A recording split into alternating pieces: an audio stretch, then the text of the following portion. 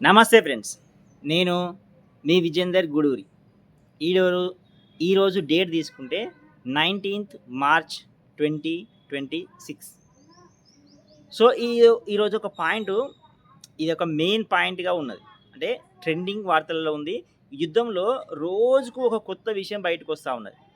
Trump Iran మీద దాడి చేయడము, ఇరాను ఖతర్ పైన దాడి చేయడము, ఇంకా డిఫరెంట్ ఒక ప్లేస్ లోపల వాళ్ళు రాత్రికి రాత్రే అటాక్ చేస్తా ఉన్నారు.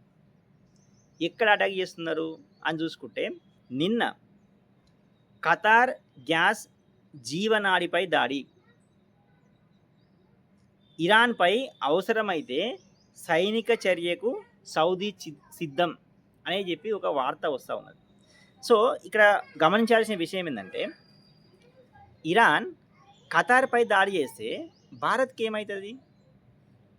అంటే ఇప్పుడు ఖతార్కి భారత్కి ఉన్న మధ్యలో ఉన్న ఆ యొక్క బిజినెస్కి సంబంధించిన సంబంధాలు ఏమున్నాయి అని చూసుకుంటే, ఈ యొక్క న్యూస్ని మనం విశ్లేషిస్తే, ఇరాన్ పశ్చిమాసియాలో కీలక గ్యాస్ చమురు క్షేత్రాలను లక్ష్యంగా చేసుకొని బుధవారం అర్ధరాత్రి దాడులు చేసింది.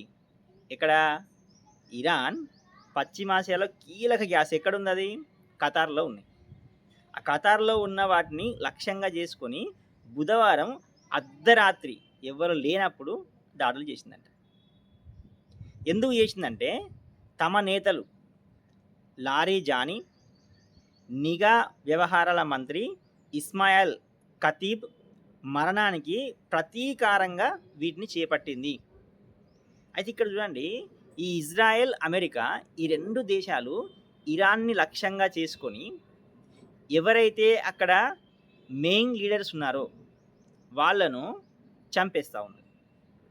అయితే ఇరాన్ ప్రతీకారంగా డైరెక్ట్ అమెరికా పైన కానీ లేకపోతే ఇజ్రాయెల్ పైన దాడులు చేస్తూ, వాటితో పాటు ఏవైతే దేశాలు అమెరికాకు సపోర్ట్ చేస్తూ ఉన్నాయో లేదా అమెరికా యొక్క సైనిక స్థావరాలు ఆ యొక్క దేశాలలో ఉన్నాయో వాటిని లేదా వాటిపైన ఇరాన్ యుద్ధం చేస్తూ ఉంది, లేదా బాంబులు వేసేసి వాటిని నాశనం చేసే పని చేస్తూ ఉన్నది. అందులో మనకు వచ్చే పాయింటే ఇరాన్ ఈ ఖతార్ పైన దాడి చేయడం. మరోవైపు చమురు ధరలు ఈ దాడుల తర్వాత $110 చేరాయి. వాస్తవానికైతే మొన్నటి వరకు $80-90 ఉండేది ఇది బ్యారెల్ చమురు ధర. కానీ ఎప్పుడైతే యుద్ధం ప్రారంభమైందో ఈ చమురు ధరలు కొంచెం పెరుగుతూ ఉన్నాయి. మొన్నటి వరకు $90 నుంచి $100, ఇప్పుడు రీసెంట్గా ఈ యొక్క దాడి వల్ల చమురు యొక్క బ్యారెల్ ధర $110 చేరింది. అంటే చాలా ఎక్కువ. ఖతార్లోని అత్యంత కీలకమైన రస్ లఫాన్ ఇండస్ట్రియల్ సిటీపై ఇరాన్ క్షిపణితో దాడి చేసింది. ఇది ఖతార్ ఆర్థిక వ్యవస్థకు పునాది.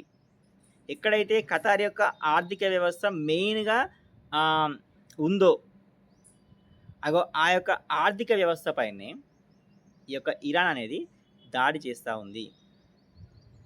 ఈ దాడిలో భారీ స్థాయిలో ఇది దెబ్బతిన్నట్లు ఆ దేశ వర్గాలు వెల్లడించాయి. దీంతో అత్యవసర బృందాలను రంగంలోకి దింపి మంటలను అదుపు చేసేందుకు యత్నాలు మొదలుపెట్టింది. దేశ సార్వభౌమత్వాన్ని దెబ్బతీసే ఇలాంటి దాడులు ఉద్రిక్తతలను మరింత పెంచుతాయని ఖతార్ హెచ్చరికలు జారీ చేసింది. రస్ లఫాన్ గ్యాస్ క్షేత్రం నుంచి భారత్ అత్యధికంగా ఫర్టిలైజర్స్, సిఎన్జి, పిఎన్జి అవసరాల కోసం ఆధారపడుతుంది. భారత్ కొనుగోలు చేసే లిక్విఫైడ్ నేచురల్ గ్యాస్లో 47% ఖతార్ నుంచే లభిస్తుంది. ఆ దేశ ప్రభుత్వ రంగ సంస్థ ఖతార్ ఎనర్జీ స్పందిస్తూ ఇరాన్ క్షిపణి దాడుల్లో పెద్ద సంఖ్యలో గ్యాస్ కేంద్రాల్లో నిప్పులు చెలరేగి దెబ్బతిన్నట్లు వెల్లడించింది. ఇప్పుడు ఇక్కడ పాయింట్ ఏమొచ్చిందంటే, భారత్ కొనుగోలు చేసే లిక్విఫైడ్ న్యాచురల్ గ్యాస్లో 47% ఖతార్ నుంచే వస్తుంది.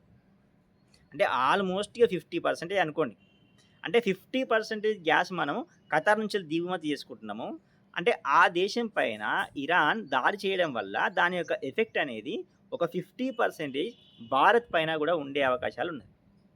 సో దాన్ని ఉపయోగించి మనం ఇక్కడ ఏం చేస్తామంటే, ఫస్ట్ వన్ చూసుకుంటే ఇక్కడ అత్యధికంగా ఫర్టిలైజర్స్ అంటే ఎరువులు మన భారతదేశం వ్యవసాయ ఆధారితమైన దేశం.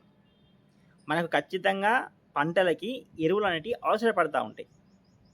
ఆ ఎరువులు మనకు టైంకు అందకపోతే, అంటే మనకు ఆ యొక్క దిగుమతి అక్కడి నుంచి రాకపోతే, ఉన్న ఎరువులకే రేట్లు పెరిగే అవకాశాలుంటాయి. మనకు ఎక్కువ వరి గానీ, మొక్కజొన్న గానీ, ఇంకా ఇతర పంటలు ఉంటా ఉంటాయి. ఆ పంటలకు ఎరువులు గావాల్సొస్తది. ఆ ఎరువులకు సంబంధించిన షార్టేజు ముందు ముందు ఎక్కువగా ఏర్పడే అవకాశాలు ఈ యొక్క దాడి వల్ల కనిపిస్తా ఉన్నాయి. మరి చూద్దాం. ముందు ముందు మరికి ఈ యొక్క యుద్ధం ఆగి ఈ ధరలేమన్నా అదుపులోకి వస్తాయా? లేదా ఇలాగనే దాడి కంటిన్యూ చేసేసి ఆ ఎరువుల ధరలు గానీ, ఇంకా మిగతా ధరలు గానీ పెరిగే అవకాశాలేమన్నా ఉన్నాయా? చూద్దాం ముందు ముందు మనకు ఏం జరుగుతదో.